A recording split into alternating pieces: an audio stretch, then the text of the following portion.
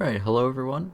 We are going to be going over damage storage and hopefully a quick way, or faster than I would like to do. The first place we're going to, actually no, we gotta first go over what damage storage is. Damage storage is a hidden property of EXP Zero, much like the second chance is a hidden property of EXP Zero. If you are level 1, or if you have EXP Zero equipped, and you are at full HP, and you take a hit that would normally be lethal, you will not die. You will survive with 1 HP, but it only works if you're at full HP. So that's the second chance. Damage storage is another hidden property. If your last physical attack, as in your normal physical attacks, are a finisher, then it will keep damage storage active.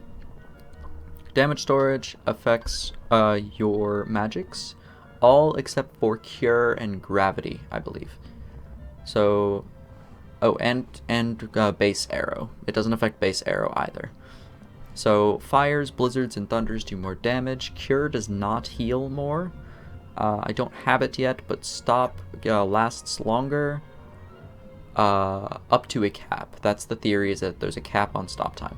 Anyway, gravity is not affected. Arrow is not affected, but Arrow-ra and Arrow-ga are affected. The damage that they deal when you're in contact with something get increased quite significantly. So much so that the level 1 any percent, sorry, not level 1 any percent, level 1 All Worlds and level 1 Jiminy Journal strategy for Ursula 2, the very big one, is you run up on her, deal a full combo, cast Aurora, and just keep casting stops and refreshing your arrow until she's dead, because it does that much damage. Your summons are also affected, so things like Genie, Mushu.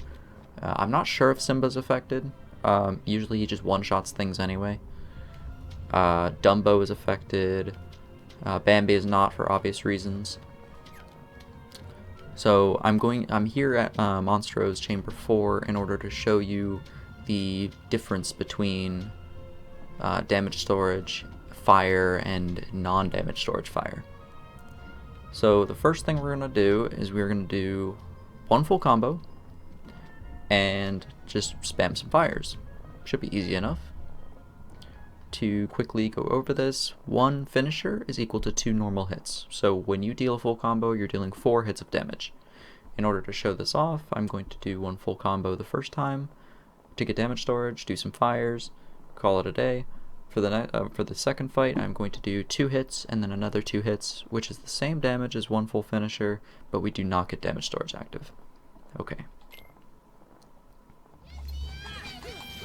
So that's one full finisher, or one full combo. We're going to do all of our fires. Okay, so he's just under a bar. Our party did a little bit of damage, but it shouldn't make a huge difference.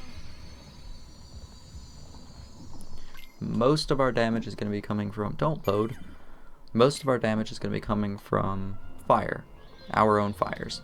So now we are going to do non-damage storage fires, which should be much easier to make happen. We're going to do 1, 2, that's not what I wanted to do, but that's 5 hits of damage, so we're going to be doing technically more physical damage.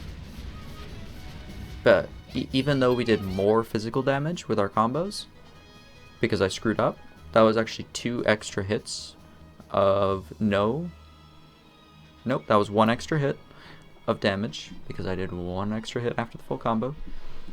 We did significantly less damage. That's about 1/8 of a bar, I'd say. And that, thank you Pinocchio, that adds up quite quickly. So there you can see the fires adding up. Thunders and blizzards do the exact same thing. Damage storage's bonus does not affect any boss that has less than 1 HP bar. So what that means is bosses like Clayton or Lock, Shock, and Barrel do not get affected because they are not multi-health bar enemies. Similarly, because we have 3 MP once we start the game, the 3 MP deals enough magic damage with fires and blizzards and thunders up until Tigerhead? Yes, Tigerhead. Up until Tigerhead, you are dealing cap damage for magic attacks. Or near enough to it that damage storage does not make a significant difference. So what this means is that any fight before Jafar 1, that does not include Jafar 1, Jafar 1 is affected by damage storage with 4 MP. Any fight prior to Jafar 1 is not affected by damage storage in any meaningful way. Or at all. Damage storage also doesn't seem to work on mobs. The exception is behemoths. Yes, the exception is behemoths. I don't think there's any other exception except for maybe the stealth sneak and Clayton's fight. Anyway, I'm getting sidetracked. Next, we are going to show off utility spells. So we're going to go to Dragon Maleficent. Again, I'm going here second because she is easier to die to than the later fight I'm going to show. So we are going to show off Stop. Stop, like I said, is affected by... its duration is affected by how much MP you have and damage storage. It's not linked to anything else. Stopra and Stopka last exactly the same amount of time as Stop.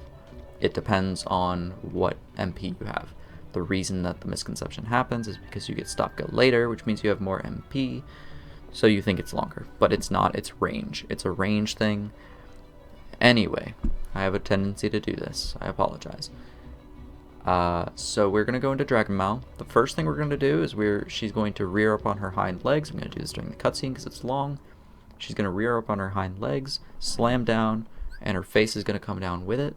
We're going to stop her face when it's low to the ground so that we can get our air combos off quickly. I'm going to do stop and then one full combo and try to get as much damage as I can before she gets unstopped. And we'll see how much I can do. One full combo. Okay, roughly 2 combos. Okay, that's not terrible. So we got off 2 combos before she started moving. So this time what we're going to do is we're going to stop her in that same spot, do 1 full combo, and we are going to use a damage storage stop, which will overwrite the duration and refresh it, and we'll see how long that lasts. Or actually no, just for the sake of completeness, if I could actually get the full combo, I should probably stop her. It might help. That might help if I'm not an idiot. So that's what you don't do. So what we're gonna do is the exact same thing we just did. We're gonna, not the death one, but the exact same thing. We're gonna stop her, get 1 full combo, and I'm going to wait just enough time so that she comes back to moving, just to prove that it's not just adding stop time, it is continuing it, or it is a separate instance. So we're going to stop her, 1 full combo, we're going to let her move. Okay, she moved a touch there, did you see it? So we got 3 full combos off that time, because it was a damage storage stop. Now, normally you wouldn't do 3 combos right off the bat because she moves her head too much, and then you get something like this, and it's a scuffed fight, and it's terrible. So this time what we're going to do is we're going to die. I'm very good at that. No, Donald. Alright, we can just stand in the fire. Cool. So that should pretty clearly show off that damage storage increases the length of the stop. I'd like to say about 50%, but I'm not going to just throw numbers. In this specific fight, it is 50%.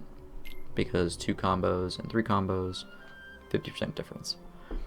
Why did I go to world map? I should have loaded a save. And why did I normal drive? Okay, so I'm going to die to Dragon Mal again, just to make this faster. I don't want to edit this video too much. It's just easier this way. And hopefully it'll feel a little bit more natural as well. So next thing we're going to talk about is summons. I'm going to show off Mushu, and I'm going to show off Genie. Thank you, Dragon Mal, for killing me quickly. So we are going to load game. and we are going to go to the World Terminus. I have two saves of this. One is post lab and one is pre-lab. We're going to go post lab, so the Chernobog is there. The first fight we are going to do without damage storage. So this fight will have no damage storage Mushu. There's a very specific reason I'm doing this, and I will explain it when I get there. So no damage storage, we're going to do 4 hits, just so it's equivalent to 1 full combo. 1, 2, 1, 2. We're going to land on his big bicep, or that's actually his forearm. I'll land on his big forearm. We're going to summon Mushu. Damage storage is not active here. And Mushu fires fire-based attacks. That's not really important to damage storage, it's just I thought I'd share that. So Mushu does pretty decent damage. He's a valid option for level 1 and normal files. Sure. That's pretty decent damage. Okay, so we left him with about a bar and a half. So we're gonna try to get Chernobog to kill us now. He's gonna push us away, and then I think he's gonna summon his little doodles, or whatever they're called. And he's gonna stick his arms out. We're gonna fly into these and try to take damage. Cool. So we're gonna die to Chernobog. So remember, he had about a bar and a half left.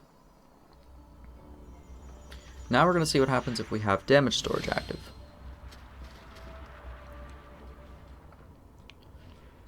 And this does work on any Proud file as long as you have EXP Zero, which is every Proud file. So we're going to do 1 full combo, and we're going to land on his bicep, summon Mushu.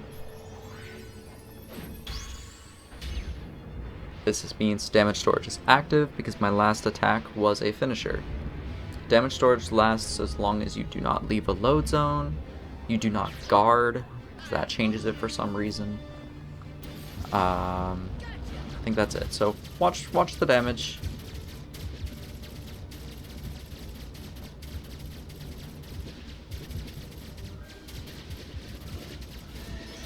And Mushu still has the majority of his bar left. That should work. So Mushu's pretty good with damage storage. Unfortunately, we get him after Dragon Mal, so even if we went to Traverse Town instantly after Dragon Mal to use him, Riku 2 is immune to fire and all other magics, except for Aurora, maybe? And Cure. So it wouldn't affect Riku 2, and Behemoth is immune to fire, as well as any of the other magics, I do believe. So that is also not useful. So we get him for Chernobog because that is the first boss that we can actually use him on. So next up is Behemoth. I'm going to show you Genie. Genie damage storage is pretty good. We get Genie after Agrabah, so we can use him in Monstro if we want. We can use him in Halloween Town, which we do. Neverland, which we don't, etc. So I'm going to go into... Thank you, Sora, for the ledge grab. That's beautiful. We're going to go in here. This is a Heartless-based Behemoth, which means that my gravities will do big damage, as you can see. We're going to do 2 full combos. The gravity's not going to change anything. Actually, no, we are going to... I changed my mind. We're not going to... What am I doing? Just attack the air. We're going to heal Donald so he can heal Goofy. There's summon Genie. This is damage storage less Genie. We do not have damage storage.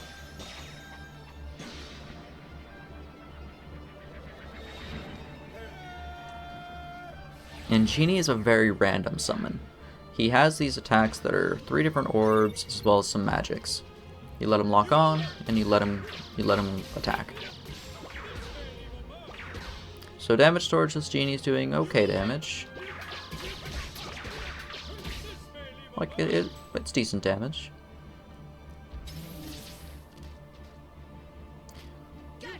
I probably wouldn't use Genie in a casual playthrough for things like this. And now Behemoth's too close to us, we're not going to get the rest of the damage. So, yeah, Behemoth kinda sucks without damage storage Genie. On level 1. Donald, stop. Let him step on me. Cool. So that was damage storage less Genie. We do not have damage storage. Now we're going to try it with damage storage. So I'm going to use that gravity again just to show you that the damage difference does not matter. We got one full combo. One full combo. Gravity's not affected by damage storage, so that doesn't matter. I'm gonna get ready to summon Donald.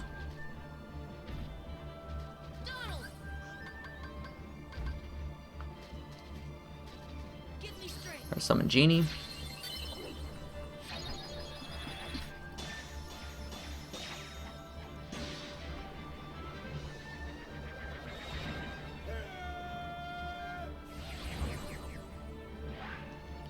And same thing. We're gonna lock on. Let him fill up. Stop. And suddenly Genie's doing very large damage. What's the difference? Well, as the last few minutes of the video has shown, the difference is damage storage. We will very likely kill on this volley. Never mind, because Genie sucks and used a lot of magic attacks. This is why Genie is not a fun fight in, or why Genie kind of sucks in the speedrun, because he can just troll you. But it's very clear that he does significantly more damage. Donald's gonna heal me. Thank you, Donald.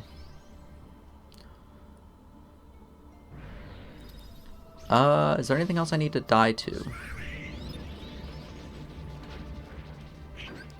I don't think so. I've shown off Genie, I've shown off Mushu, I've shown off the magics, except for Arrow. I haven't shown off Arrow, but I don't have a way to quickly show off Arrow, so you'll just have to kind of take my word for it. Alright, quick interjection. I will try to make this quick before the end of the video, because I recorded it and I didn't think about it before.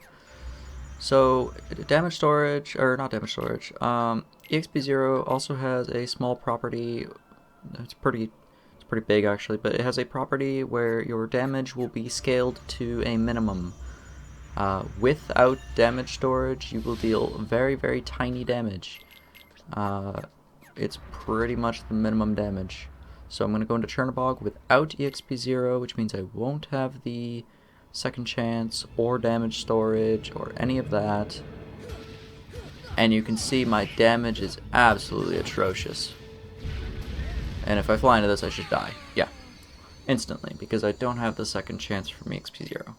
I'm actually level 1, and I'm hopeless. With EXP Zero, which I don't have to remenu because this is a room save type situation.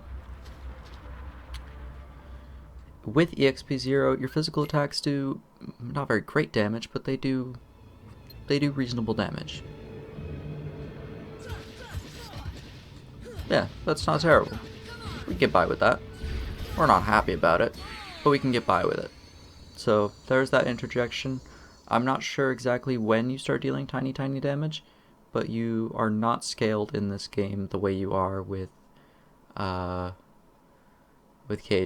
KH2, you get scaled regardless of what difficulty you're on, and regardless of what level you're on. If you are level 1 on beginner mode, by cheating, basically, you will be scaled the same way level 1 is scaled. I think in every other game, I could be wrong, but I think I know for a fact, KH2, EXP Zero only limits your XP. It does not give you any other properties, it just limits your XP. KH1 and maybe Birth by Sleep do have hidden properties, but don't quote me on the Birth by Sleep. I know KH1 does give you hidden properties, that's why this video is being made. Anyway, I will let you return to past me, who just came out of the Behemoth section in Final Rest, to wish you goodbye. So yeah, enjoy the conclusion of the video. And this seems like a decent place to end the video. So that is that is how damage storage affects things in this game. I explained the second chance property a little bit as well. The second chance property of EXP Zero. So, in conclusion, damage storage is pretty good. It's what helps us deal damage when normally our damage is kind of bad. Though people, including myself, seemed to overestimate what it can do and when it's actually useful. It wasn't until we started testing with level 1 scan that we saw that it's a really weird property and it's not useful everywhere. So things like Traverse Town 1, well, not Traverse Town 1 because you don't have fire, but Wonderland, Deep Jungle, places like that, you don't get use out of damage storage. It's not until you get to Agrabah, and even then, Pot Centipede doesn't seem to have any major difference from damage storage, and Tiger Head doesn't either. Once you get to Jafar 1, that's when you can start seeing a big difference from your damage storage. Every fight past that, other than LSB, is affected by damage storage if my memory serves me correctly. Other than mob fights. It does not affect mob fights except for behemoths of the Heartless class. And the reason that you'll know that they're Heartless is because if you spam gravity on their horn, it will do bonkers damage. Like that. The Behemoth in Halabastion 3, or HP2? HP2. The Behemoth in Halabastion 2 does not qualify as a normal Heartless. It qualifies as a boss, so your gravities deal nothing.